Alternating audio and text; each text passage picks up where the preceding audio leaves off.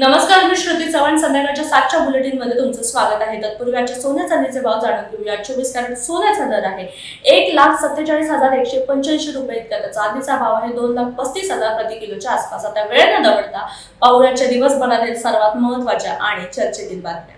महसूल समाधान शिबिराला उत्स्फूर्त प्रतिसाद. राज्यभर राबवण्यात आलेल्या छत्रपती शिवाजी महाराज महसूल समाधान शिबिर अभियानाला नागरिकांचा चांगला प्रतिसाद मिळत असून सिंधुदुर्ग जिल्ह्यातील तिन्ही मतदारसंघांमध्ये अनेक लाभार्थ्यांनी शासकीय योजनांचा लाभ घेतला. डोंबिवलीत 21 मजली इमारत अनधिकृत बांधकामाचा आरोप. डोंबिवलीतील राजनगर येथे 14 मजल्यांची परवानगी असताना 21 मजली इमारत उभारल्याचा आरोप नगरसेवक विकास म्हात्रे यांनी केला असून संबंधितांवर कारवाईची मागणी करण्यात आली.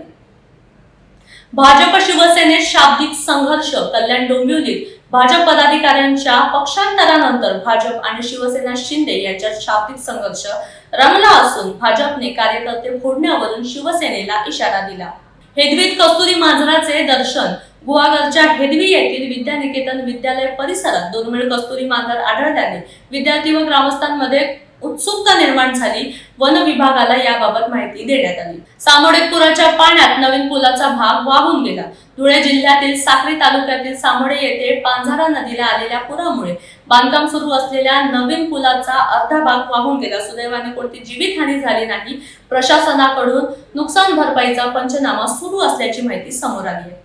पावसात साराला बेटाचे निसर्गरम्य रूप खुलले. गोदावरी नदी पात्रातील 65 एकरांचे साराला बेट सध्या पावसामुळे निसर्ग सौंदर्याने बहरले असून चारही बाजूंनी पाण्याचा वेढा, दाट हिरवळ आणि मंदिर संकुलामुळे पर्यटक आणि भाविकांची मोठी गर्दी पाहायला मिळत आहे. नाशिकच्या खड्ड्यावरून भुजबळांचा महाजनांवर निशाणा. नाशिक शहरातील रस्त्याच्या दुरवस्थेमुळे मंत्री छगन भुजबळ यांनी मंत्री गिरीश महाजन यांच्यावर टीका केली. सिंहस्थ कुंभमेळ्यापूर्वी रस्त्यावरील खड्डे तातडीने बुजवून नागरिकांच्या सुरक्षतेला प्राधान्य देण्याची मागणी त्यांनी केली. पार्किंग वादातून पैठण गेटवर हाणामारी. छत्रपती संभाजीनगरच्या पैठण गेट परिसरात पार्किंगच्या वादातून 2 गटांमध्ये हाणामारी झाली. सिटी चौक पोलिसांनी हस्तक्षेप करून परिस्थिती नियंत्रणात आणली असून तक्रारदार नसल्याने पोलिसांनी स्वतः फिर्यादी होत 6 जणांविरुद्ध गुन्हा दाखल केला.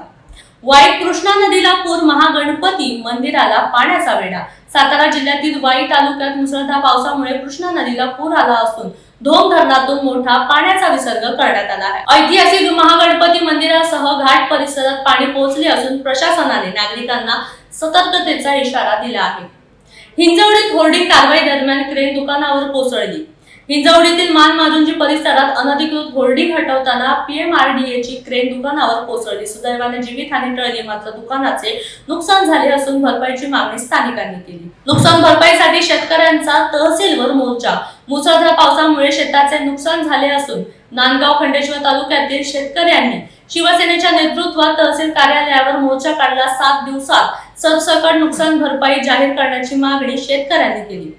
चिखलगावात लोकसाधना संस्थेचा वर्धापन दिन उत्साहात. लोकमान्य टिळकांच्या चिखलगाव येथील लोकसाधना शिक्षण संस्थेचा वर्धापन दिन उत्साहात साजरा झाला. यावेळी मुख्य कार्यकारी अधिकारी वैदेही रानडे यांच्या उपस्थितीत पर्यावरणपूरक पद्धतीने कार्यक्रमाचे उद्घाटन करण्यात आले. नांदगाव खंडेश्वरात मुसळधार पावसाचा कहर. अमरावती जिल्ह्यातील नांदगाव खंडेश्वर तालुक्यात मुसळधार पावसामुळे नदी नाले दुथडी भरून वाहू लागले. अनेक गावांचा संपर्क तुटला असून शेती पिकांचे मोठे नुकसान झाले. प्रशासनाने सतर्कतेचा इशारा देत नागरिकांना काळजी घेण्याचे आवाहन केले आहे. सिपना नदीला पूर. बैरागण धारणी मार्ग बंद. धारणी तालुक्यातील मुसळधार पावसामुळे सिपना नदीच्या पाणी पातळीत वाढ झाली असून बैरागण धारणी मार्गावरील वाहतूक बंद करण्यात आली आहे. प्रशासनाने नागरिकांना पूरग्रस्त भागातून प्रवास टाळण्याचे आवाहन केले आहे. दर्यापूर सराफा दुकानावर सशस्त्र दरोडा. अमरावतीच्या दर्यापूर शहरातील माहोर ज्वेलर्स दुकानावर बंदूक आणि चाकूचा धाक दाखवत दरोडा टाकण्यात आला. दरोडेखोरांनी सोने चांदीचा ऐवज लंपास केला असून पोलिसांचा पुढील तपास सुरू आहे. ट्रक थेट घरात घुसला. अहिल्यानगर सोलापूर रस्त्यावरील केदार वस्ती येथे ट्रक अनियंत्रित होऊन घरामध्ये घुसला. अपघातात ट्रक सहाय्यकाचा मृत्यू झाला असून चालक गंभीर जखमी आहे. संरक्षण कठड्याच्या अभावामुळे अपघात झाल्याचा आरोप करण्यात आला आहे. सांगलीत लोकशाहीर अण्णाभाऊ साठे जयंती उत्साहात. सांगलीमध्ये लोकशाहीर अण्णाभाऊ साठे यांची जयंती उत्साहात साजरी करण्यात आली असून आमदार सुधीर गाडगीळ, महापौर धीरज सूर्यवंशी यांच्यासह मान्यवरांनी अण्णाभाऊ साठे यांना पुष्पहार अर्पण करून अभिवादन केले. कोल्हापूर केएमटी ताफ्यात 8 इलेक्ट्रिक बसेस दाखल. कोल्हापूर महानगरपालिकेच्या केएमटी ताफ्यात केंद्र सरकारच्या माध्यमातून 8 नवीन इलेक्ट्रिक बसेस दाखल झाल्या. खासदार धनंजय महाडिक यांनी बसची पाहणी करत ट्रायल घेतली. या बसेसमुळे प्रवाशांना आरामदायी व सुरक्षित सेवा मिळणार असल्याचे त्यांनी व्यक्त केले. धुळ्यात पुरामुळे कपाशी पिकाचे मोठे नुकसान. धुळे तालुक्यातील वडगाव परिसरात पुराचे पाणी शेतात शिरल्याने कपाशी पिकाचे मोठे नुकसान झाले. शेतकऱ्यांनी तातडीने पंचनामे करून आर्थिक मदतीची मागणी केली आहे. रॅपिडो बाईक टॅक्सी विरोधात टॅक्सी रिक्षा चालकांचे आंदोलन. रॅपिडो बाईक टॅक्सीला दिलेल्या परवानगी विरोधात टॅक्सी रिक्षा आणि कॅब चालकांनी आंदोलनाचा इशारा दिला आहे. श्री छत्रपती शिवाजी महाराज टॅक्सी चालक मालक संघटनेचे अध्यक्ष बाळासाहेब शिंदे यांच्या नेतृत्वाखाली विविध मागण्यांसाठी आंदोलन करण्यात आले. तर अशाच वेगवान बातम्यांचा आढावा घेण्यासाठी नवराष्ट्राला फॉलो करायला विसरू नका. भेटूया उद्याच्या नवीन बुलेटिनसह. तुर्तास धन्यवाद.